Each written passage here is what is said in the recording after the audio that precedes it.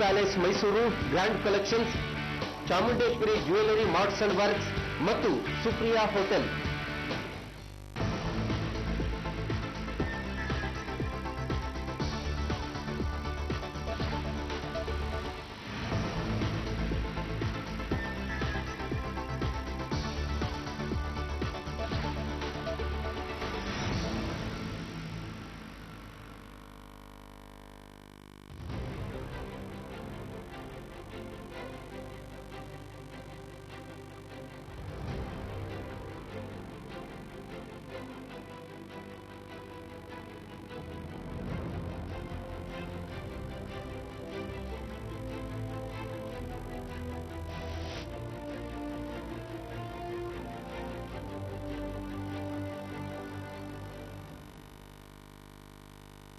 TV1 ನ್ಯೂಸ್ಗೆ ಸ್ವಾಗತ. ನಾನು ನವೀನ್. ಮೈಸೂರಿನ 3 ಕ್ಷೇತ್ರಗಳನ್ನು ಬಿಜೆಪಿ ಗೆದ್ದೇ ಗೆಲ್ಲುತ್ತದೆ ಎಂದು ಕೇಂದ್ರ ಸಚಿವೆ ನಿರ್ಮಲಾ ಸೀತಾರಾಮನ್ ವಿಶ್ವಾಸ ವ್ಯಕ್ತಪಡಿಸಿದ್ದಾರೆ. ಬಿಜೆಪಿ ಮಾಡಿರುವ ಉತ್ತಮ ಕಾರ್ಯವನ್ನು ಮನೆ ಮನೆ ತಲುಪಿಸುವ ಕೆಲಸ ಮಾಡುತ್ತಿದ್ದೇವೆ ಎಂದು ಕೇಂದ್ರ ಸಚಿವೆ ನಿರ್ಮಲಾ ಸೀತಾರಾಮನ್ ತಿಳಿಸಿದ್ದಾರೆ. ಮೈಸೂರಿನ ಖಾಸಗಿ ಹೋಟೆಲ್ನಲ್ಲಿ ನಡೆದ ಸುದ್ದಿಗೋಷ್ಠಿಯಲ್ಲಿ ಮಾತನಾಡಿದ ಅವರು, ಪ್ರಮುಖವಾಗಿ ಪಕ್ಷದ ಕಾರ್ಯಕರ್ತೆಯಾಗಿ ಮೈಸೂರಿಗೆ ಬಂದಿದ್ದೇನೆ. ವಿಸ್ತಾರಕ್ ಯೋಜನೆಗೆ ಮೈಸೂರಿನ ಜನರು ತೋರುತ್ತಿರುವ ಸ್ಪಂದನೆ ನನಗೆ ಸಂತೋಷ ತಂದಿದೆ ಎಂದರು. ಮುಂದಿನ ವಿಧಾನಸಭಾ ಚುನಾವಣೆಯಲ್ಲಿ ಮೈಸೂರು ನಗರದ 3 ಕ್ಷೇತ್ರಗಳನ್ನು ಬಿಜೆಪಿ ಗೆಲ್ಲುವ ವಿಶ್ವಾಸವಿದೆ ಎಂದು ತಿಳಿಸಿದರು. ಕರ್ನಾಟಕದ ಕಾನೂನು ವ್ಯವಸ್ಥೆ ನೋಡಿ ಕೈಗಾರಿಕಾ ಉದ್ಯಮಿಗಳು ಬಂಡವಾಳ ಹೂಡಲು ಹಿಂದೇಟು ಹಾಕುತ್ತಿದ್ದಾರೆ.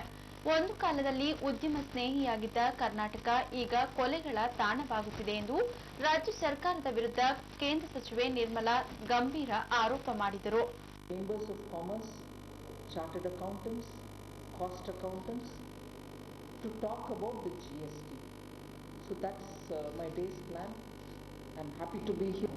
The BJP will have to reclaim all the 3 seats to the Legislative Assembly from this region, which it once had. That situation is sure to change, and all the Vistarak activity which is happening now is in that direction. We are going to be with the people to say whatever good work is happening from the center and however much has to reach the people is being sent from the center and work is happening. We want to take the good message forward, and we are confident the citizens of this city, together with the region surrounding it, will appreciate and give us all the support. That's what. ಮೈಸೂರಿನಲ್ಲಿ ಭೀತಿ ಹುಟ್ಟಿಸಿರುವ dengue ಮಹಾಮಾರಿ ತೊಲಗಿಸಲು ನಡೆಸುತ್ತಿರುವ ಪ್ರಯತ್ನಕ್ಕೆ ಮೈಸೂರಿನ ಜನರ ಪ್ರತಿಕ್ರಿಯೆ ಚೆನ್ನಾಗಿದೆ. ಜನ ಡೆಂಗ್ಯೂ ಪೀಡಿತರಿಗಾಗಿ ಸ್ವಯಂ ಪ್ರೇರಣೆಯಿಂದ ರಕ್ತದಾನ ಮಾಡುತ್ತಿದ್ದಾರೆ ಎಂದು ತಿಳಿಸಿದರು. To volunteer to donate blood, because it is the blood platelets which are important for the dengue patients, and that effort of that company and also some of our activists was a very signature service to the city, which requires any quantity of good tested blood. ಸುದ್ದಿಗೋಷ್ಠಿಯಲ್ಲಿ ಸಂಸದ ಪ್ರತಾಪ್ ಸಿಂಹ, ನಗರ ಅಧ್ಯಕ್ಷ ಡಾ B Manjunath, ಮಾಜಿ ಸಚಿವ ಸುರೇಶ್ ಕುಮಾರ್ ಸೇರಿದಂತೆ ಬಿಜೆಪಿಯ ಮುಖಂಡರು ಉಪಸ್ಥಿತರಿದ್ದರು. ಮೈಸೂರು ಗ್ರಾಮಾಂತರ ನಗರ ಹಾಗೂ ಜಿಲ್ಲೆಯಲ್ಲಿ ಮಕ್ಕಳ ಮೇಲಾಗುತ್ತಿರುವ ದೌರ್ಜನ್ಯಗಳ ಬಗ್ಗೆ ಜಿಲ್ಲಾಧಿಕಾರಿ ಡಿ ರಂದೀಪ್ ಇಂದು ಜಿಲ್ಲಾ ಮಟ್ಟದ ಸಮನ್ವಯ ಸಮಿತಿ ಸಭೆ ನಡೆಸಿದರು. ಕೌಟುಂಬಿಕ ಹಿಂಸೆಯಿಂದ ಮಹಿಳೆಯರ ಸಂರಕ್ಷಣಾ ಅಧಿನಿಯಮ 2005ರ ಅನುಷ್ಠಾನ ಹಾಗೂ ಮಹಿಳಾ ವಿಶೇಷ ಚಿಕಿತ್ಸಾ ಘಟಕಗಳ ಅನುಷ್ಠಾನ ಸಂಬಂಧ ಜಿಲ್ಲಾ ಮಟ್ಟದ ಸಮನ್ವಯ ಸಮಿತಿ ಸಭೆಯನ್ನು ನಡೆಸಲಾಯಿತು. ಗುರುವಾರ ಜಿಲ್ಲಾಧಿಕಾರಿ ಡಿ ರಂದೀಪ್ ಅಧ್ಯಕ್ಷತೆಯಲ್ಲಿ ನಡೆಯುತ್ತಿರುವ ಸಭೆಯಲ್ಲಿ ಜಿಲ್ಲಾಧಿಕಾರಿ ಡಿ ರಂದೀಪ್ ಮಕ್ಕಳ ಮೇಲಿನ ದೌರ್ಜನ್ಯಗಳು ಎಷ್ಟಾಗಿವೆ, ಗ್ರಾಮಾಂತರ ಪ್ರದೇಶದಲ್ಲಿ, ನಗರದಲ್ಲಿ ಹಾಗೂ ಜಿಲ್ಲೆಯಲ್ಲಿ ಎಷ್ಟು ಎಂಬ ಕುರಿತು ಸಂಪೂರ್ಣ ವಿವರವನ್ನು ಅಂಕಿ ಅಂಶಗಳ ಸಮೇತ ಅಧಿಕಾರಿಗಳಿಂದ ಪಡೆದರು. ದೌರ್ಜನ್ಯಕ್ಕೊಳಗಾದವರಲ್ಲಿ 18ರ ಒಳಗಿನವರೆಷ್ಟು ಮಂದಿ, 18ರ ಮೇಲ್ಪಟ್ಟವರೆಷ್ಟು ಎಂದು ವಿಚಾರಿಸಿದರಲ್ಲದೆ ಜಿಲ್ಲೆಯಲ್ಲಿ ಅತ್ಯಾಚಾರಕ್ಕೊಳಗಾದ ಸಂತ್ರಸ್ತರಿಗೆ ಪರಿಹಾರ ಯಾವ ರೀತಿ ನೀಡಿದ್ದೀರಿ ಎಂದು ಪ್ರಶ್ನಿಸಿದರು. ಅದಕ್ಕೆ ಉತ್ತರಿಸಿದ ಅಧಿಕಾರಿಗಳು 8 ಮಂದಿಗೆ ತಲಾ 25,000ದಂತೆ ಪರಿಹಾರ ನೀಡಲಾಗಿದೆ ಎಂದು ತಿಳಿಸಿದರು. ಸಭೆಯಲ್ಲಿ ಮಹಿಳಾ ಮತ್ತು ಮಕ್ಕಳ ಕಲ್ಯಾಣ ಇಲಾಖೆಯ ಉಪನಿರ್ದೇಶಕಿರಾದ ಸಿಸಿಪಿ ಎಸಿಪಿ ಗೋಪಾಲ್, ಮಕ್ಕಳ ಅಭಿವೃದ್ಧಿ ಇಲಾಖೆಯ ವಿವಿಧ ಅಧಿಕಾರಿಗಳು ಉಪಸ್ಥಿತರಿದ್ದರು. ಸುಳ್ಳು ಜಾತಿ ಪ್ರಮಾಣ ಪತ್ರ ನೀಡಿ ಸಿಎಫ್ಟಿಆರ್ಐನ ಪಿ ಭಾರತಿಮೂರ್ತಿ ಸಂಸ್ಥೆಗೆ ಮೋಸ ಮಾಡಿದ್ದು ಅವರ ವಿರುದ್ಧ ಶಿಸ್ತು ಕ್ರಮಕ್ಕೆ ಒತ್ತಾಯಿಸಿದ್ದಾರೆ.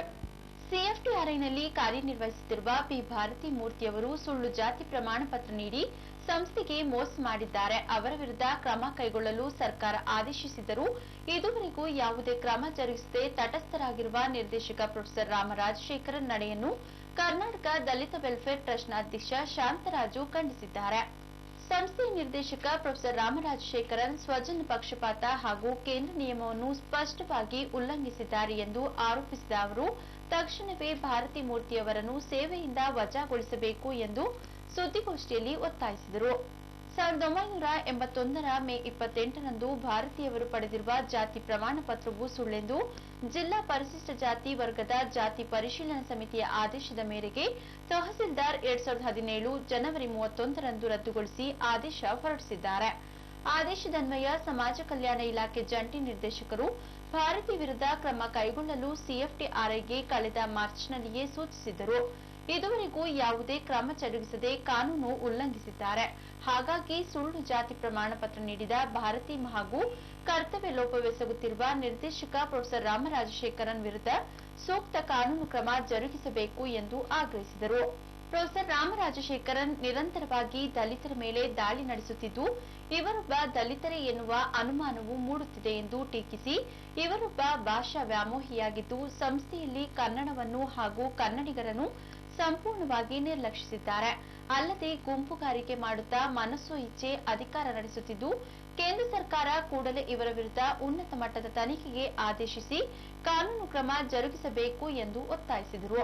ಸುದ್ದಿಗೋಷ್ಠಿಯಲ್ಲಿ ಟ್ರಸ್ಟ್ನ ಗೋವಿಂದರಾಜ್ ಸೇರಿದಂತೆ ಇತರರು ಹಾಜರಿದ್ದರು. ಭಯೋತ್ಪಾದಕರ ವಿರುದ್ಧ ನಿರ್ದಾಕ್ಷಿಣ್ಯ ಕ್ರಮಕ್ಕೆ ಆಗ್ರಹಿಸಿ ವಿಶ್ವ ಹಿಂದೂ ಪರಿಷತ್ ವತಿಯಿಂದ ಪ್ರತಿಭಟನೆ ನಡೆಸಲಾಯಿತು. ಕಾಶ್ಮೀರದಲ್ಲಿ ಅಮರನಾಥ ಯಾತ್ರಿಗಳ ಮೇಲೆ ನಡೆದ ದಾಳಿಯನ್ನು ಖಂಡಿಸಿ ಮತ್ತು ಭಯೋತ್ಪಾದಕರ ವಿರುದ್ಧ ನಿರ್ದಾಕ್ಷಿಣ್ಯ ಕ್ರಮಕ್ಕೆ ಆಗ್ರಹಿಸಿ ವಿಶ್ವ ಹಿಂದೂ ಪರಿಷತ್ ಮತ್ತು ಬಜರಂಗ ದಳದ ವತಿಯಿಂದ ಪ್ರತಿಭಟನೆ ನಡೆಸಲಾಯಿತು. ನಗರದ ಜಿಲ್ಲಾಧಿಕಾರಿಗಳ ಕಚೇರಿ ಎದುರು ನಡೆದ ಪ್ರತಿಭಟನೆಯಲ್ಲಿ ಪಾಲ್ಗೊಂಡ ಪ್ರತಿಭಟನಾಕಾರರು ಮಾತನಾಡಿ, ಪದೇ ಪದೇ ಹಿಂದೂ ಯಾತ್ರಾರ್ಥಿಗಳ ಮೇಲೆ ಭಯೋತ್ಪಾದಕರ ದಾಳಿ ನಡೆಯುತ್ತಿದೆ. ಭಯೋತ್ಪಾದಕರನ್ನು ನಿರ್ಮೂಲನೆ ಮಾಡಬೇಕು ಹಾಗೂ ಅವರ ಮೇಲೆ ನಿರ್ದಾಕ್ಷಿಣ್ಯ ಕ್ರಮ ಕೈಗೊಳ್ಳಬೇಕು ಎಂದು ಒತ್ತಾಯಿಸಿದರು. ಸರ್ಕಾರವನ್ನು ವಜಾಗೊಳಿಸಬೇಕು, ರಾಷ್ಟ್ರಪತಿ ಆಳ್ವಿಕೆಯನ್ನು ಜಾರಿಗೆ ತರಬೇಕು. 80 ಕೋಟಿ ಹಿಂದೂಗಳು ತೆರಿಗೆ ರೂಪದಲ್ಲಿ ನೀಡಿದ ಹಣವನ್ನು ಹಜ್ ಯಾತ್ರಿಗಳಿಗೆ ನೀಡಲಾಗುತ್ತಿದೆ. ಆದರೆ ಪ್ರತಿ ವರ್ಷ ಅಮರನಾಥ ಯಾತ್ರಿಗಳ ಮೇಲೆ ದಾಳಿ ನಡೆಯುತ್ತಿದೆ. ಅಮರನಾಥ ಯಾತ್ರಿಗಳಿಗೆ ಅನುಕೂಲ ವಾತಾವರಣ ನಿರ್ಮಾಣವಾಗಬೇಕು ಎಂದು ಒತ್ತಾಯಿಸಿದರು. ಟ್ಯಾಕ್ಸ್ನ ಹಣವೇನಿದೆ, ಅವರು ಅರ್ಪಣೆ ಮಾಡುವಂಥ ದೇವಸ್ಥಾನದಲ್ಲಿ ಅರ್ಪಣೆ ಮಾಡುವಂಥ ಹಣ ಏನಿದೆ, ಆ ದುಡ್ಡಿನಲ್ಲಿ ಹಜ್ ಯಾತ್ರೆಗೆ ಮಾಡ್ತಾರೆ. ಹಜ್ ಯಾತ್ರೆಗೆ ಹಣವನ್ನು ಕೊಡ್ತಾ ಇದ್ದೀವಿ. ಆ ಹಜ್ ಯಾತ್ರೆ ಮೂಲಕ ಅವ್ರು ಮಾಡ್ತಾರೆ. ಅದರ ಒಂದೇ ಒಂದು ಇದಿಷ್ಟು ವರ್ಷದವರೆಗೂ ಒಂದೇ ಒಂದು ದಾಳಿ ನಡೆದಂಥ ಒಂದು ನಿದರ್ಶನ ಇಲ್ಲ.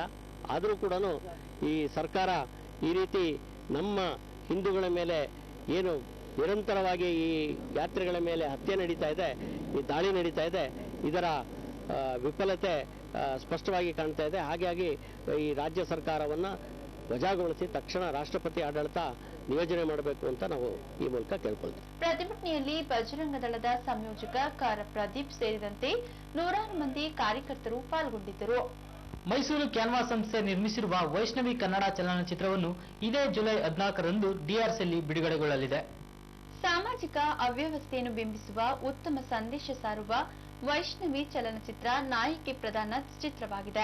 ಗಂಡು ಹೆಣ್ಣಿನ ಸಮಾನತೆ, ಜಾತಿ ಭೇದಗಳ ದಬ್ಬಾಳಿಕೆ, ಬಿಡುವಿಲ್ಲದ ಯಾಂತ್ರಿಕ ಜೀವನದ ದುಷ್ಪರಿಣಾಮವನ್ನು ಚಿತ್ರದಲ್ಲಿ ಸಮಂಜಸವಾಗಿ ಬಿಂಬಿಸಲಾಗಿದೆ ಎಂದು ನಿರ್ಮಾಪಕ ಎಸ್ ನಾಗರಾಜ್ ಸುದ್ದಿಗೋಷ್ಠಿಯಲ್ಲಿ ತಿಳಿಸಿದರು.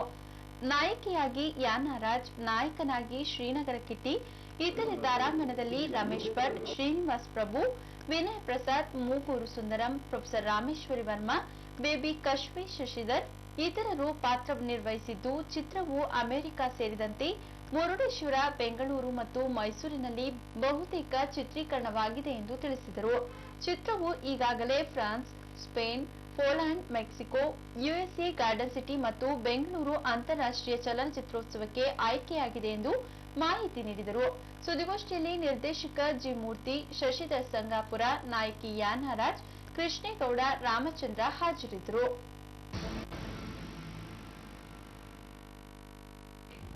ಸ್ಥಳೀಯ ಸುದ್ದಿ ಹಾಗೂ ಮನರಂಜನೆಗಾಗಿ ನೋಡ್ತಾ ಇರಿ TV1.